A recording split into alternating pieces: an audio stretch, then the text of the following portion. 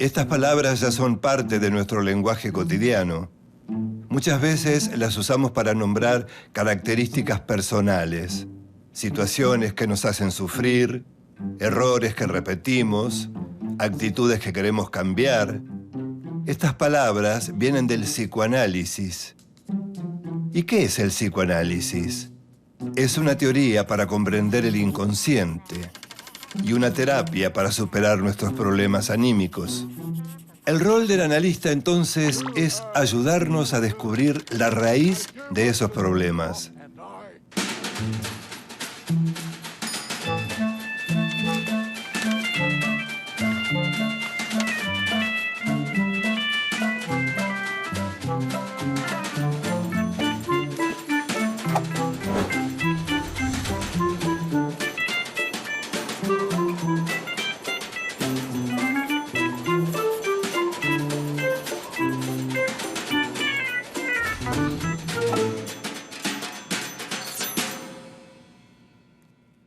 Hasta comienzos del siglo pasado, los problemas de la mente eran tratados solo por la medicina.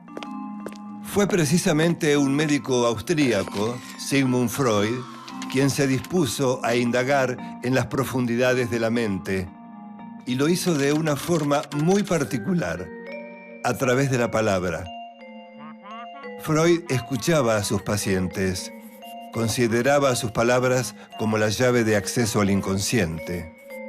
Pero la comunidad médica se resistía a aceptar que podía curar los problemas solamente hablando. Sin embargo, Freud pudo. Los resultados fueron tan contundentes que no tuvieron más alternativa que aceptar al psicoanálisis como una especialidad de la medicina. Sin proponérselo, Freud impulsó una de las más sólidas revoluciones del siglo XX. Sigmund Freud nace en Freiberg, una ciudad que en 1856 pertenecía al Imperio Austrohúngaro. Sus padres eran comerciantes judíos y cuando él tenía 1 año se mudaron a Viena. El pequeño Siggy mostró desde muy temprano un gran interés por saber cómo funcionaba la mente humana. Estudió medicina, quería ser un científico y dedicarse a la neurofisiología. Sus primeras investigaciones se centraron en las células nerviosas y fueron decisivas para su futuro trabajo. Pero hacia 1890 había mucha resistencia para que los judíos ocuparan posiciones importantes en la academia. Freud decide entonces continuar como médico clínico en el Hospital General de Viena. La misma Viena por donde pocos años después pasaría otro muchacho cuyo nombre se convertiría en sinónimo del máximo horror de la humanidad. Sus conocimientos de neurología lo llevan primero a trabajar en la clínica psiquiátrica del prestigioso Dr. Meinert. Allí Freud se especializa en las enfermedades del sistema nervioso. Descubre que en la palabra están los principios fundamentales para llegar al inconsciente y así lograr una cura para aliviar los malestares de sus pacientes. Cuanto más se introducía en las profundidades de la psique del paciente, más se acercaba al origen de sus problemas. De esta manera, a través de sus interpretaciones, Freud ayudaba al paciente a poner en palabras lo que estaba en su inconsciente. Partía de una hipótesis. Todo lo que se vive en la niñez deja marcas profundas. De alguna forma, se graba en nuestro inconsciente sin que nos demos cuenta y determina nuestras conductas adultas. Cuando el paciente se da cuenta de cuáles son los orígenes de sus conflictos, puede empezar a cambiar las ideas que tiene sobre sí mismo. El joven Freud recibe una pequeña beca para ir a estudiar en París con el famoso neurólogo Jean-Martin Charcot. En esa época, cualquier síntoma que no podía ser explicado se atribuía a algún tipo de histeria. Y como no había cura aparente, los médicos recomendaban baños termales, masajes, electroterapia o reposo. Durante sus estudios con Charcot, Freud llegó a la conclusión de que la neurosis es un trastorno de la personalidad, no una enfermedad del sistema nervioso. Las neurosis surgen de conflictos, frustraciones o situaciones no resueltas y se manifiestan en nuestras conductas. En 1886, Sigmund Freud regresa a Viena y un antiguo amigo, el respetado médico Joseph Breuer, le confiesa haber tratado un caso de histeria hipnotizando a una paciente. Anna O era el nombre de la paciente. Una joven a la que se le paralizaban las piernas y los brazos, veía mal, tosía y no comprendía cuando le hablaban. Freud no la hipnotiza. Prefiere dejarla hablar sobre lo que le venga a la mente. Recuerdos, fantasías, sueños que se asocian libremente. Al concluir el relato, Ana se sintió muy aliviada. A través de la palabra comienza su proceso de curación. La asociación libre no es el único camino al inconsciente. Freud descubre que los sueños también expresan deseos no manifiestos. En 1896 escribe La interpretación de los sueños. En este estudio explica que a través de los sueños también es posible abordar cuestiones arraigadas en el inconsciente. Es decir, los sueños son otra de sus llaves de acceso. En 1905, Freud publica sus investigaciones en 3 ensayos de teoría sexual. Vinculó el goce con la sublimación. Los deseos sexuales son impulsos que buscan los primeros goces que tuvimos. Por eso Freud separa lo genital de lo sexual. Hombres y mujeres obtenemos placer sexual no solo de la estimulación de la zona genital. Todas las superficies del cuerpo son zonas erógenas. Las personas satisfacen parcialmente esos deseos en la vida sexual y en los sueños. Freud distingue entonces 3 etapas en el desarrollo psicosexual de cada uno. La primera etapa es la oral, cuando la mayor satisfacción del bebé se la da el alimento. Por lo tanto, el placer lo obtiene al succionar. Pero cuando la madre le retira el pecho, el bebé siente algo así como la expulsión del paraíso. El bebé entra en la segunda etapa. Freud considera que retener y soltar le causa placer.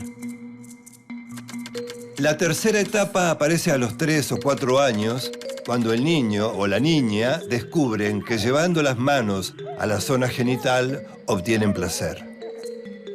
Comienza la curiosidad, la angustia y la confusión que provocan las diferencias entre la anatomía sexual del varón y de la niña.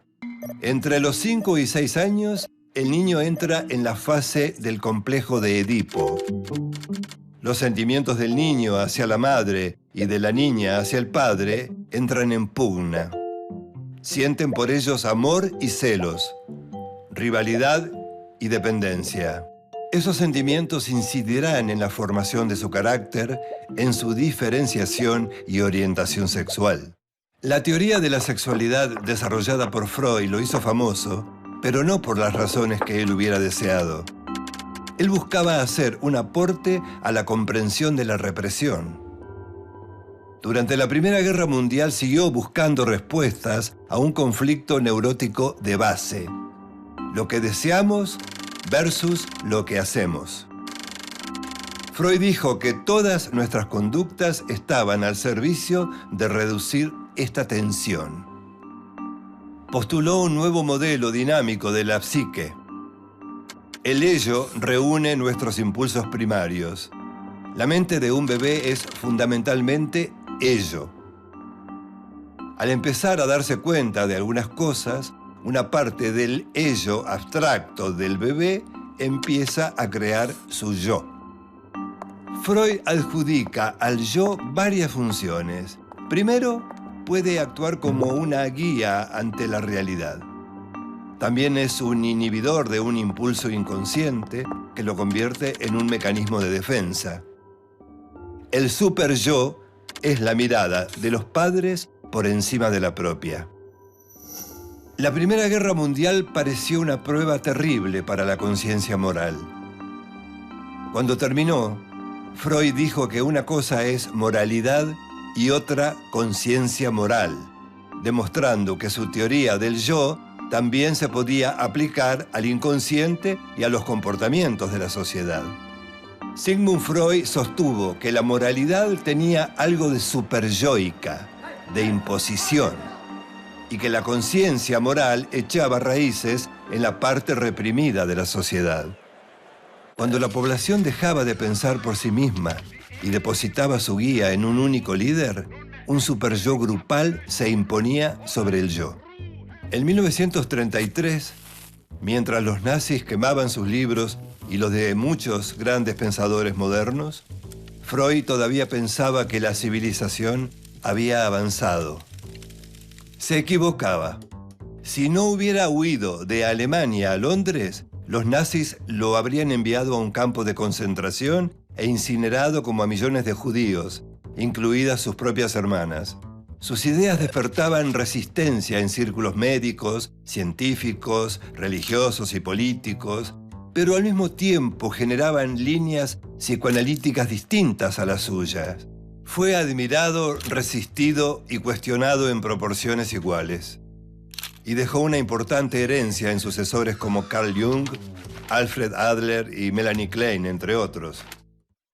Una de sus discípulas más reconocidas fue la misma Anna Freud, su hija menor, quien desde muy joven se convirtió en su asistente personal.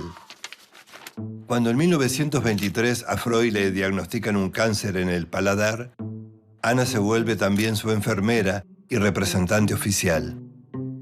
Con los años, el padecimiento psíquico se independizó de la medicina y millares de médicos estudiaron al psicoanálisis y abrieron sus consultorios. El psicoanálisis se volvió parte central de la cultura de Occidente en el siglo XX, atravesando en gran medida todos los aspectos más importantes de nuestras vidas. Influyó en la crianza, la educación, la publicidad, los movimientos sociales, en la creación del feminismo, en las luchas contra el racismo, en la política, en la aceptación de la diversidad genérica y en todas las artes. Sigmund Freud continuó trabajando y escribiendo en Londres, hasta el día de su muerte, el 23 de septiembre de 1939.